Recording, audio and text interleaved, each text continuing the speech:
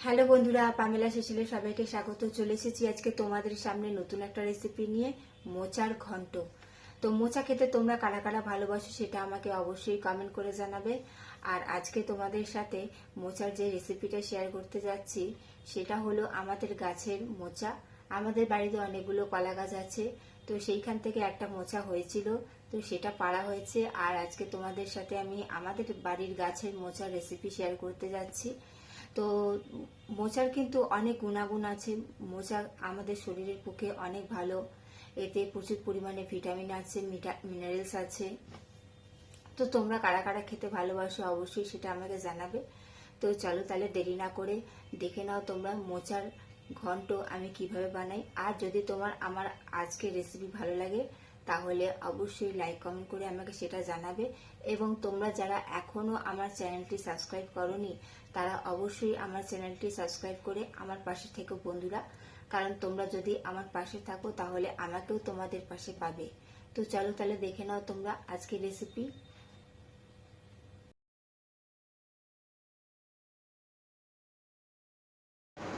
এখানে দেখো মোচাটা কেটে আমি জলের মধ্যে ডুবিয়ে রেখেছি। মোচাটা আমি প্রথমে সেদ্ধ করে নেব। আজকাল মোচা বাজারেও কেটে দেয়, তো তোমাদের কোনো অসুবিধা হবে না। আমিও তো মোচা কাটতে পারি না, আমার মা আমাকে মোচাটা কেটে দিয়েছে। তো চলো মোচাটা সেদ্ধ করতে বসিয়ে দিই। এই জল শুদ্ধ মোচাটা আমি কড়ার মধ্যে দিয়ে দিচ্ছি, এক্সট্রা আর কোনো আমি জল এর মধ্যে দেব না। আর সেদ্ধ হয়ে গেলে জলটা অবশ্যই ফেলে দেবে, কারণ এই জলের মধ্যে অনেক কষ থাকে।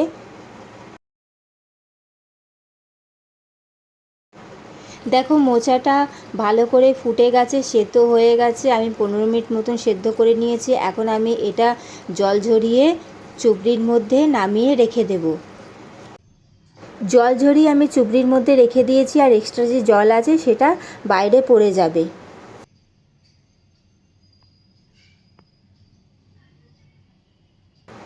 অন্যদিকে আমি কড়াই বসিয়ে দিয়েছি, ওর মধ্যে পরিমাণ মতন সর্ষের তেল দিয়ে দিয়েছি।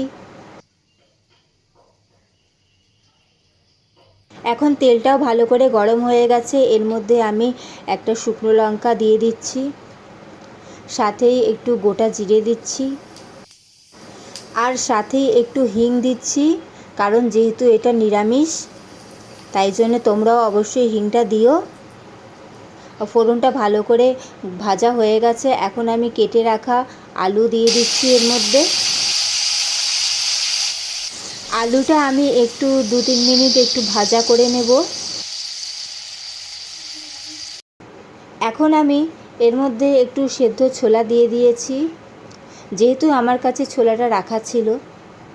তোমরা ছোলাটা অ্যাভয়েড করতে পারো, তোমাদের যদি থাকে তাহলে দিতে পারো, না থাকলে কোনো ব্যাপার না।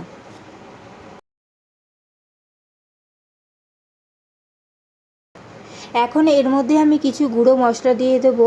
প্রথমে আমি একটু লঙ্কার গুঁড়ো দিয়েছি, ওর সাথেই পরিমাণ মতন হলুদ গুঁড়ো দিয়ে দিচ্ছি,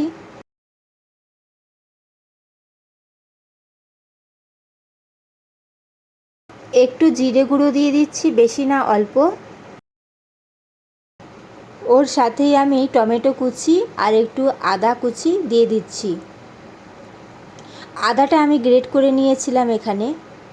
সাথেই পরিমাণ মতো নুন দিয়ে দিচ্ছি।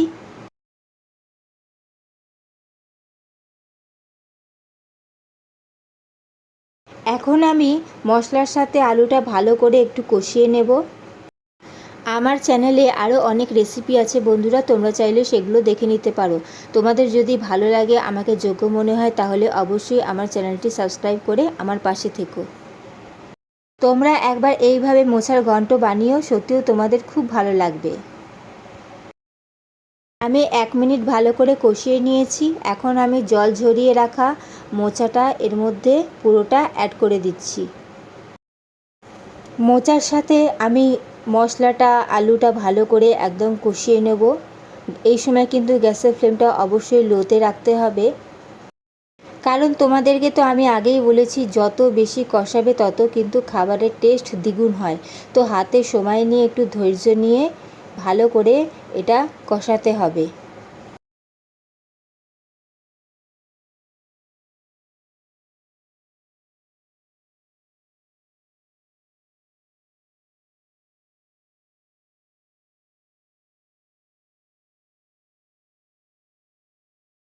এখন আমি 2 মিনিটের জন্য এটা একটু ঢাকা দিয়ে রেখে দেব।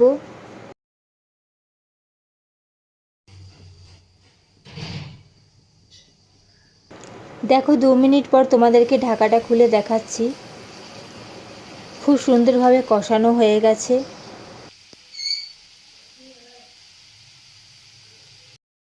তো আমি অনেকক্ষণ ধরে কষিয়ে নিয়েছি। এখন আমি এর মধ্যে অল্প সামান্য জল দিয়ে দেব, বেশি নয়, কারণ এটা তো মাখা মাখা হবে, ঘন্ট তো, তাই জন্যে জলটা বুঝে শুনে দিতে হবে।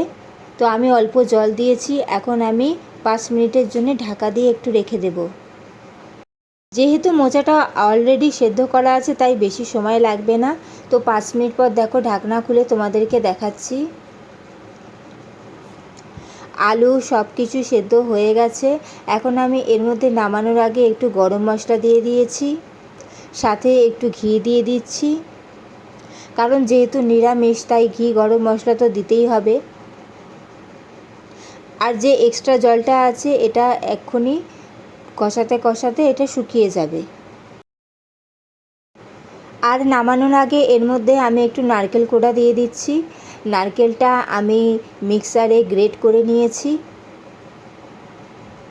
এটা অপশনাল, তোমরা দিতেও পারো নাও দিতে পারো। আমার কাছে নারকেলটা অ্যাভেলেবেল ছিল বলে দিয়েছি।